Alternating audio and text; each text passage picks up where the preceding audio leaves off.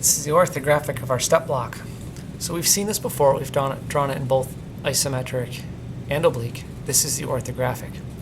Now what's interesting is we get more detail. We want to show the most detail on the front of the block. So if we look at this, if we look at this side, we see two rectangles. If we look at this side, we see two rectangles. If we look at this side, we see a square, and this side we see a square. So our most detail is here or here. So we have to determine which is going to be our best front view. I'm saying this is the bad front view because our right side is a square and shows no detail. So if we flip this over, we're going to call this our front because our top will have two rectangles and our right side will have two rectangles. So let's see how this works. So our front view is just going to be, and again, this doesn't have to be perfect, just get the idea, our L-shaped block.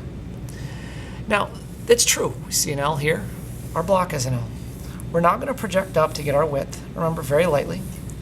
And this would be something we'd measure on a drawing. For now, we're just sketching. So here's my top view. And my top view is a rectangle. If I look at it, it's a rectangle. But it's actually two rectangles.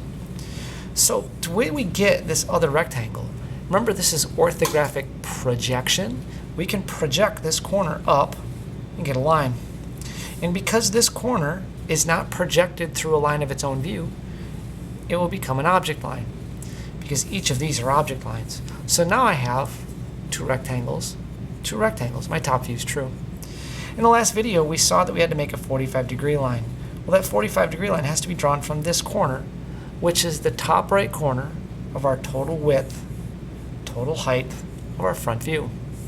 So I'm going to draw 45 here. And again, these would all be very light. We're going to erase them. Then I'm going to project this over and down. Remember, that's our front. It's the front of the top.